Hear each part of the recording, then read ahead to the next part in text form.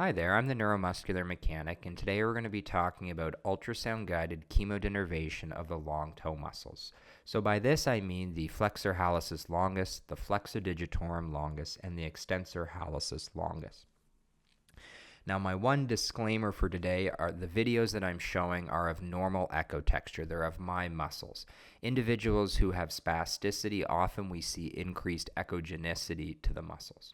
So the first one we'll look at is the EHL. So to identify the muscle, if you go 3 to 4 finger breadths superior to the ankle joint and put your ultrasound probe in short axis such that one part of it is over the anterior lateral aspect of the tibia, this is a good starting point. So I'll show in a second here a video. So here I have the probe with part of it over that anterior lateral tibia with the fibula on the far right of the screen.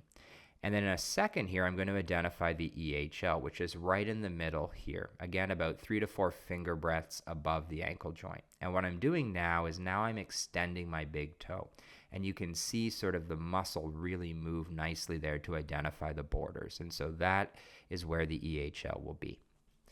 Now, when we think about what doses we can use, there's actually no recommended dosage on the monograph for Botox or Dysport.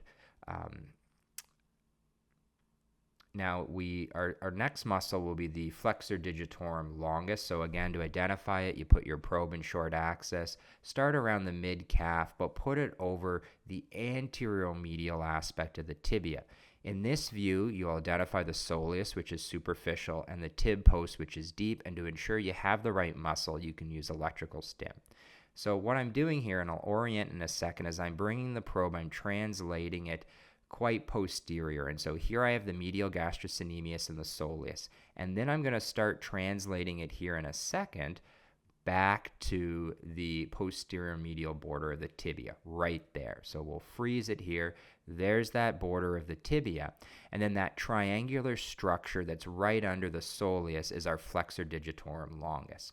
So I'm just going to clean the image up a little bit while at the same time I'm flexing my toes 2 through 5 to identify that muscle. And so there it is. So the FDL, if we look at the product monograph, Dysport would be 130 to 200 units, and Botox, they have 50 units. Obviously, you can adjust. Now the next muscle will be the FHL. Again, probe and short axis. This time it's the distal third of the calf, and you put it over the posterior medial aspect of the fibula, understanding that it should be posterior medial to the peronei muscles. So here I am over the fibula, and there are my peronei muscles. So what I'm going to do now in short axis is I'm going to move the probe sort of wrapping around posterior to the fibula. So here I go here in a second, so just going a little bit more posterior and just going to stop here. And there's the flexor hallucis longus. In a second here, I'm going to flex my big toe to make that muscle more obvious. So here I am flexing the big toe, and you can sort of nicely see the contour of the muscle. Now the FHL, if we look at the product monograph, Dysport would be 70 to 200 units, and then Botox 50 units. So that ends my video today. I'm the neuromuscular mechanic, and I hope you found today's videos handy. Take care.